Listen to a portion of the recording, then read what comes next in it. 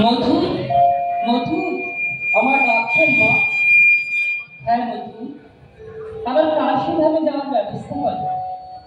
আমার বড় সাত বা অন্নপূর্ণার একবার দর্শন করি। ঠিক আছে মা, আমি তারই ব্যবস্থা করছি। ওরে, কে আছিস? বজ্রা প্রস্তুত কর, আমরা কাশী ধামে রওনা দেব। মা আসুন।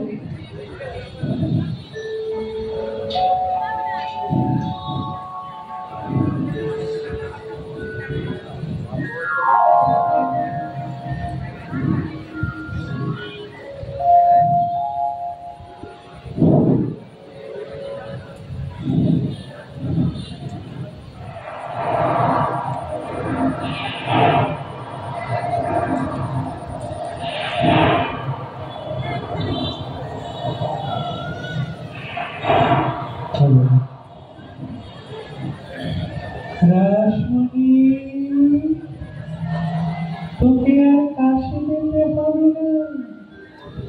এইখানে গঙ্গার পশ্চিম পারে দক্ষিণেশ্বরে মন্দির প্রতিষ্ঠা করে আমার পূজা কর, আমার পূজা কর, তবেই আমি তৃপ্ত হব। তাই হোক মা, তাই হোক মা। মা, বাবু, কোথায় গেলি মা? বুঝেছি, স্বপ্নে স্বপ্নে তুই আমাকে আদেশ দিবি যে দক্ষিণেশ্বরে মন্দির নির্মাণ করতে হবে। মধু, মধু, কি হয়েছে মা? মধু, সমস্ত কথা ফিরিয়ে দাও। আমি আর কাশী ধামে যাব না। কেন মা? মা যে আমার স্বপ্নে আদেশ দিয়েছে গঙ্গার পশ্চিম বাড়ি দক্ষিণেশ্বরে মা ভবতারিণীর মন্দির প্রতিষ্ঠা করতে। তুই তার ব্যবস্থা করে রাখি। তাই হবে মা, তাই হবে। ওরে মাঝি ভাই, বজ্রা ফেরাও। ঠিক আছে বাবা, আমরা গঙ্গার ভিতরে আছি। মা আসুন। চল চল মধু।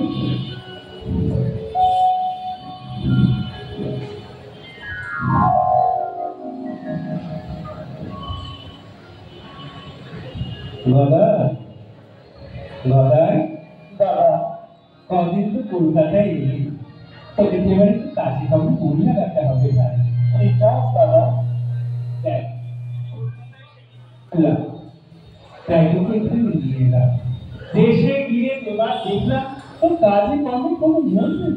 সারাদিন গাঁওয়ায় ঘুরে বেড়াস আর পাড়ার ছেলে দিকে চার খেলা করিস। তোকে লেখাপড়ায় ভুল দিতে হবে না। এই যে এত বড়টা হলি, এটাতে একটু ছিটে মোটা বিদ্যেও নেই।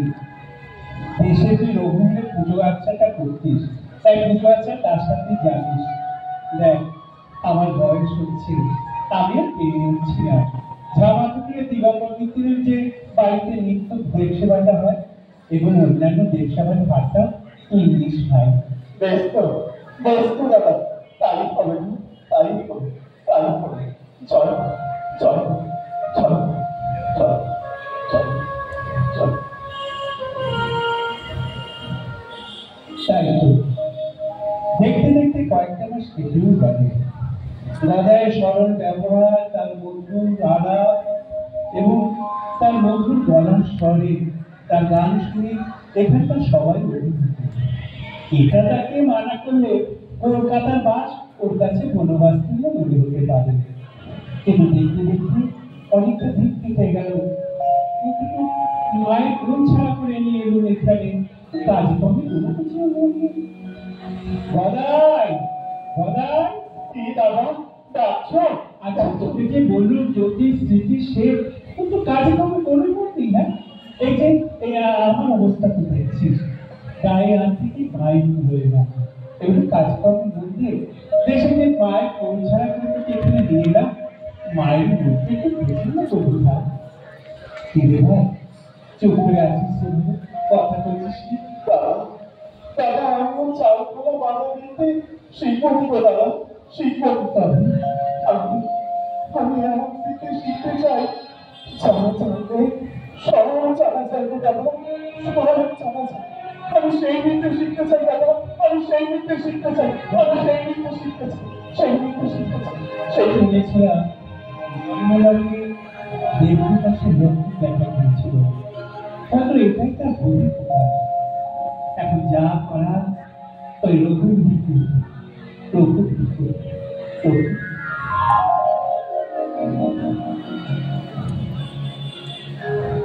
মধু, মধু, মা, মায়ের স্বপ্নাদেশে কাশীধামে যাওয়া পদ্ধতি মা দক্ষিণেশ্বরে মা ভবতারিণীর মন্দির নির্মাণ করলাম। শুধু ভবতারিণীর মন্দিরই না, শিবজি, রাধাকান্তজি, দাদাশ্রীর মন্দির নির্মাণ করলাম। কিন্তু বন্ধু, এদের যে আমার মনোবাসনা পূর্ণ হলো না। এমন কি আপনার মন বাসনা মা, যা আমরা সকলের থেকেও পূরণ করতে পারবো না? মা, আপনার ইচ্ছা প্রকাশ করুন। বন্ধু, আমার ইচ্ছে আমি যে ভবতারিণীর মন্দির প্রতিষ্ঠা করতে চলেছি তার নিত্য ভোগের ব্যবস্থা করা। কিন্তু আমরা তো সত্যি বর্তমান এখানকার সামাজিক যা পরিস্থিতি, তাকে কোনো বিশিষ্ট বান্ধব পণ্ডিত বা অন্যদের পক্ষে মত দিচ্ছেন না। আচ্ছা বন্ধু, যে বিশিষ্ট ব্রাহ্মণ না দীক্ষা নিয়েছেন, একজন একটু আশ্বাস দিয়েছে। কে কে সেই মহান পুরুষ? ধামাপুকুর অঞ্চল নিবাসী শ্রী রামকুমার চট্টোপাধ্যায়। তিনি একজন টোলের অধ্যাপক। কি বলছেন তিনি বন্ধু? তিনি বলেছেন যে মন্দির প্রতিষ্ঠার পূর্বে রানীমা যদি দেবালয় কোনো সৎ ব্রাহ্মণকে দান করেন এবং সেই ব্রাহ্মণ যদি দেবালয়ে অন্নভোগের আয়োজন করে, তাহলে স্বাস্থ্যের বিধি ব্যবস্থাও বজায় থাকবে, আর প্রসাদন্ন গ্রহণে কোনো সৎ ব্রাহ্মণের আর বাধা থাকবে না। এই তো বিধান পাওয়া গেছে। মার কাজ মাদের নিয়েই তুলে নিয়েছে। মধু, শুভ কাজ যত তাড়াতাড়ি হয় তত মঙ্গল। তুমি সব ব্যবস্থা করতে আমি দেবালয় এবার উৎসর্গ করে দিই। কিন্তু মা, আরো একটা সমস্যা আছে। সমস্যা? সে কি বলতো? বিধান যখন পাওয়া গেল তখন আমার সমস্যা কিসে? আগে মা, মায়ের মন্দিরের পূজারী হতে কেউ রাজি হচ্ছেন না। কারণ কি তা জেনেছ? তারা বলছেন যে পণ্ডিত রামকুমার চট্টোপাধ্যায়ের বিধান নাকি সামাজিক প্রথার বিরুদ্ধে, ও কেউ মানতেই চায় না। আর যারা রাজি আছে তারা এক করে হয়ে যাওয়ার ভয়ে সাহসী হচ্ছেন না। আর ব্রাহ্মণগণ তারা প্রসাদ গ্রহণের পক্ষে নয়। তাহলে তাহলে আচ্ছা বন্ধু, যে বিশিষ্ট ব্রাহ্মণ বিধান দিয়েছিলেন তাকে একটা জিজ্ঞাসা করে গেল হয়। আমি তাকে এখানে আসতে লিখে দিয়েছি মা, তিনি হয়তো এক্ষুনি চলে আসবে। বেশ, এখন তিনিই একমাত্র ভরসা। মা গো মা, তোর মন্দির প্রতিষ্ঠা এত বিঘ্ন কেন মা? কেন এত সকলের সংকোচ ভাব? আমার সাথে এই কোন খেলা খেলছিস নিরাময় না আমার? সেজুবাবু, সেজুবাবু, ওই তো পণ্ডিত মশাই এসে গেছে। পণ্ডিত মশাই, ভেতরে আসুন। আসুন আসুন পণ্ডিত মশাই, আসুন। মা, পণ্ডিত মশাই এসেছে। পণ্ডিত মশাই, সব শুনেছেন তো? এখন উপায়? উপায় একটা কিছু হবে। মন্দির যখন হয়েছে তখন তার প্রতিষ্ঠা হবে এবং তার পূজারিও পাওয়া যাবে। কিন্তু সে কবে পণ্ডিত মশাই? আমার যা দেরি সহ্য হচ্ছে না। রানীমা, আমি অনেক ভেবেচিন্তে স্থির করলাম পূজারি পদ আমি নিজেই গ্রহণ করব। আপনি আপনি নিজে পূজারী পদ করবেন? মধুর মধুর আজ আমার প্রাণে কি আনন্দ হচ্ছে যে বলে বোঝাতে পারব না। বেশ বেশ, আপনি একটা শুভ দিন দেখে মায়ের মন্দির প্রতিষ্ঠার ব্যবস্থা করে ফেলুন। আচ্ছা, আগামী 8ই জ্যৈষ্ঠ বৃহস্পতিবার স্নান যাত্রার শুভ দিন, সেদিন মাকে প্রতিষ্ঠা করলে কেমন হয়? খুব ভালো, খুব ভালো।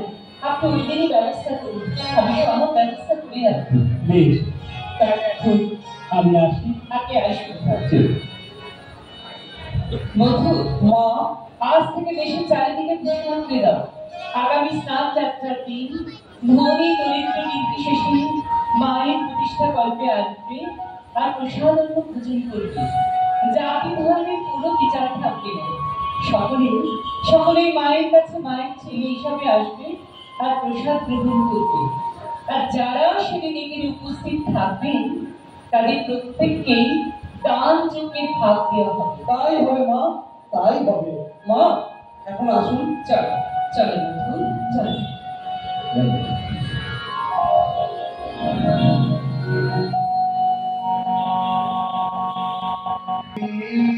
ইচ্ছা ইচ্ছা তারা তুমি তোমার করো, তুমি করো না, লোকে বলে করিয়া সকলি তোমারি ইচ্ছা তোমার করো, তুমি করো, লোকে বলে করিয়া সকলি তোমারি ইচ্ছা।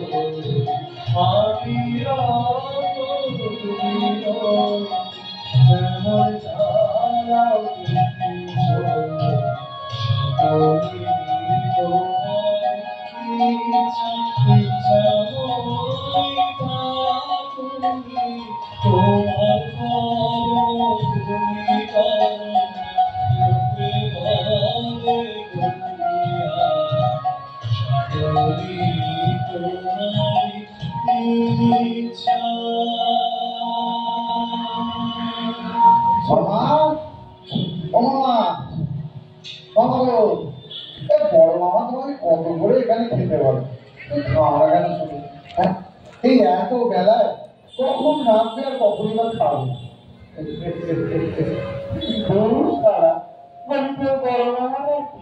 বলে দিলেই হলো।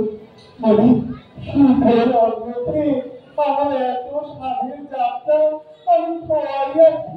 দেখো মানুষ, এই তুমি এখানে সারা কথা বলুনি না, বুঝছো না? এখানকার লোকেরা কত সভ্য, কত ভদ্র। ওই সভ্যতার মুখে আমি ফু করি না শালা, ফু করি, ফু ফু ফু। চলো চলো, ও তোমার খিদে পেয়েছি, খিদে না পেলে তোমার মুক্তি এসে ছাই হচ্ছে বেরোতে গেল।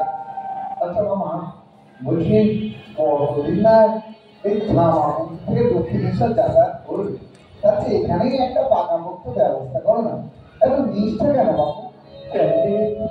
আমি বুঝবি না দেখুন, আমি বুঝবি বলুন, নিষ্ঠা না থাকলে সত্যি মঙ্গল গ্রহণ করি, নিয়ম না থাকলে ঈশ্বরের অবুলে নিয়ম আছে।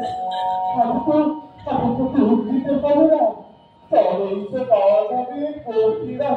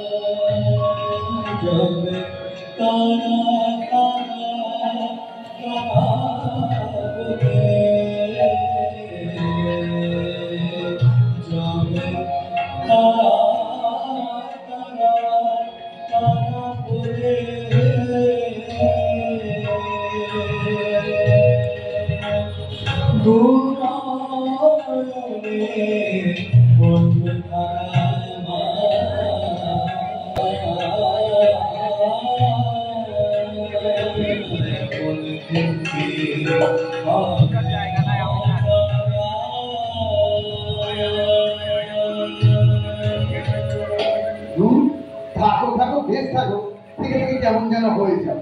এখন এসো, আমি তোমার রান্নার জোগাড় করি। এসো।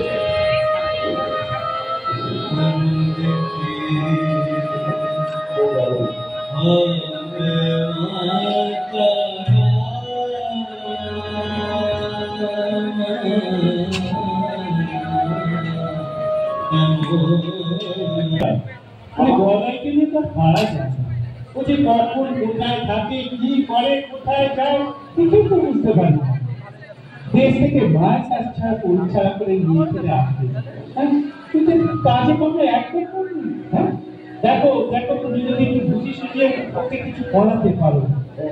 বড় মা, আমার মনে হয় না ছোট মামার মাথায় গন্ডগোল হয়েছে। হৃদয়রা কখনো এই ধরনের কথা উচ্চারণ করবে না। যাও, ওকে বুঝিয়ে সুঝিয়ে যদি অনেক কাজ কাপড় মূল লাগাতে পারে, দেখো কি। ভট্টাচার্য মশাই আছেন? ভট্টাচার্য মশাই, এই যে ভট্টাচার্য মশাই। আরে সেজু বাবু, আপনি? আরে আপনি নিজে আমাকে খবর পাঠালেন তো হতো, আমি না আপনার সঙ্গে গিয়ে দেখা করে আসবো। না না না, ঠিক আছে। বলছিলাম কি, আপনার ছোট ভাইকে তো দেখছি না। কাছে পিঠে হয়তো কোথাও আছে। আচ্ছা ভট্টাচার্য মশাই, আপনার ছোট ভাইকে এখানে একটা কাজে লাগিয়ে দিলে কেমন হয়? মা বলছিলেন মন্দিরেতে কত রকমের কাজকর্ম রয়েছে, ছোট ভট্টাচার্যকে একটা কাজে লাগিয়ে দাও, দেখবেন তার ঠিক মন বসবে। আপনি কি বলেন ভট্টাচার্য মশাই? খুব ভালো কথা, কিন্তু কিন্তু কি জানেন, ও কোথায় চাকরি করবে?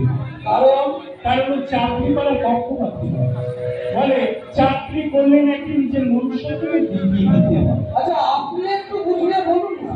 আপনি আপনি বলছেন সে আমি বলবো, কিন্তু কতটা কি কাজ হবে সে আমি বলতে পারছি না। আরে ওই তো ওরা এইদিকে আসছে, আমি বড় অন্তরালি যাই। আপনি দেখুন যদি বুঝিয়ে সুঝিয়ে রাজি করাতে পারেন, কেমন? ঠিক আছে, দেখছি।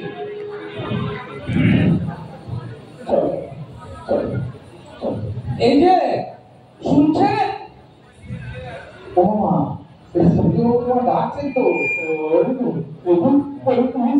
তুমি যা বাবু, আমি যাবো। সূর্যবাবুকে তুমি এত এড়িয়ে চলে যায়। ওর কাছে গেলেই ওইখানে চাকরি করতে বলবে না। আমি পারবো কি বাবু, আমি পারবো।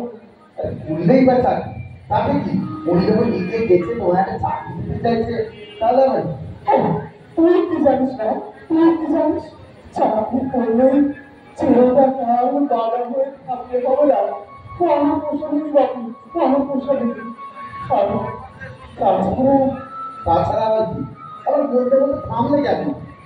কারণ পোষাবি ভালো আছি।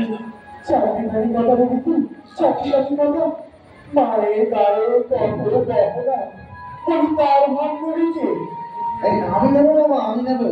তুই নিবি? এই তো, ঠিক আছিস, তুই নিবি? আমি কেন নেবো না?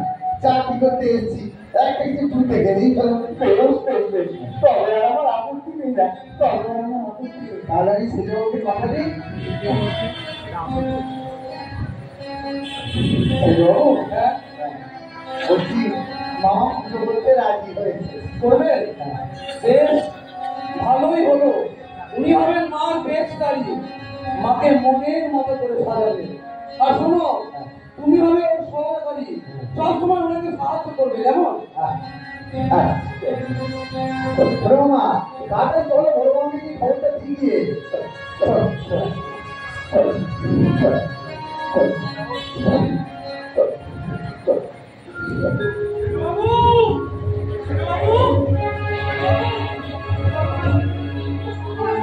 কি হয়েছে তাড়াতাড়ি বলুন। গোবিন্দকে নিয়ে যাওয়ার সময় পা পিছলে পড়ে যায়। সর্বনাশ, মাকে খবর দিয়েছে? আমি দিয়েছি ছেলেবাবু, দিয়েছি। তিনি এখনই আসছেন। চলুন তাড়াতাড়ি কি করা যায় দেখি। সর্বনাশ, সর্বনাশ, কেন এই অঘটন মা? যদি আমার সব বাধা বিঘ্ন কাটিয়ে তুমি প্রতিষ্ঠা করলাম, তবে কোন নতুন বিপদ এসে উপস্থিত হবে? কি যে করবো, আমি তো কিছু বুঝে উঠতে পারছি না। খাজাঞ্চি মশাই, খাজাঞ্চি মশাই, খাজাঞ্চি মশাই, লোককে সংবাদ দিয়েছে। আর পণ্ডিত মন্ডলের কাছে প্রতিবিধানের জন্য লোক পাঠানো হয়েছে কি? আগে হ্যাঁ মা, লোকজন এইমাত্র সব ফিরে এলো। কি বলছেন, কি বলছেন তারা? তারা বলেছেন ভাঙা বিগ্রহকে গঙ্গায় বিসর্জন দিয়ে তার জায়গায় নতুন বিগ্রহ প্রতিষ্ঠা করতে হবে। নতুন বিগ্রহ? বেশ, তুমি নতুন বিগ্রহ ফরমাস দিয়েছো তো? হ্যাঁ মা, তার ব্যবস্থাও হয়ে গেছে, কিন্তু কিন্তু আমার মনে হয় এ বিধান ঠিক হলো না মা। ঠিক হলো না? আচ্ছা, একবার ছোট বাচ্চাকে জিজ্ঞাসা করলে হয় না? বেশ তো, তোমার যদি তাই মনে হয় তুমি তাকে একবার জিজ্ঞাসা করে দেখো না। উনি এইদিকেই আসছেন মা, এইদিকেই আসছেন। দেখি এখন তিনি ভরসা। বিচার বটে মায়ের, বিচার বটে সেজন দিবানিশি দুর্গা বলে দিবানিশি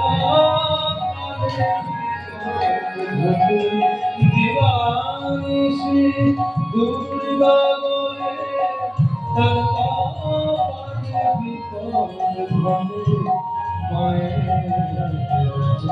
বিচার বটে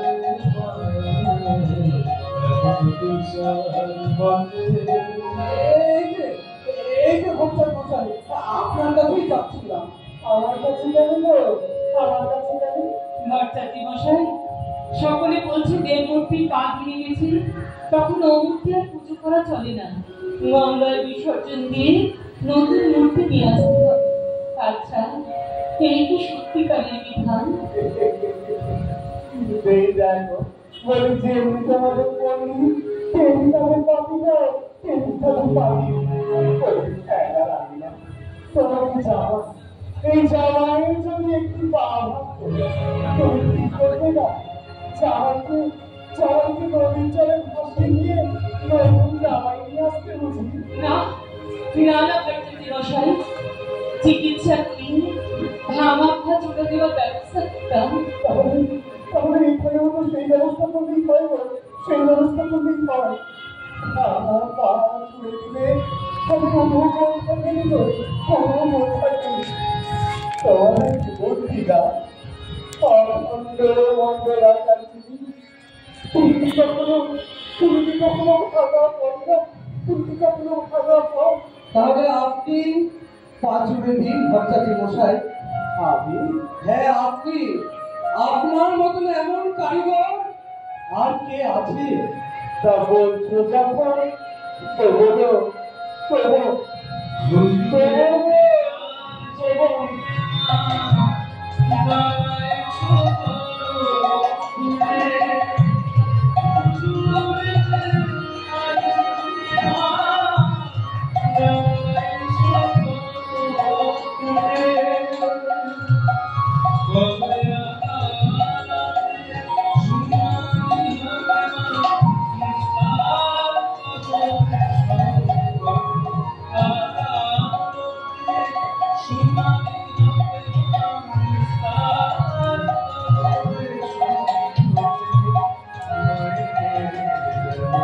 বিচার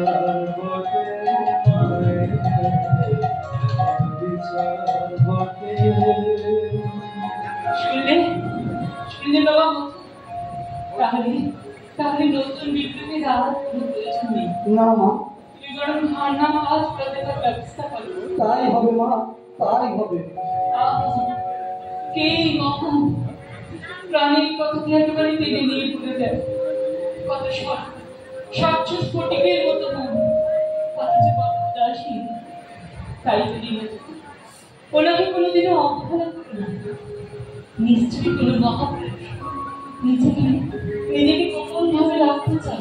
না মা, আমি ওনাকে কোনোদিনই অবহেলা করবো না। জানি না মা, কি যেন একটা আকর্ষণ আমার মনটাকে সবসময় ওনার কাছেই টেনে নিয়ে যেতে চায়।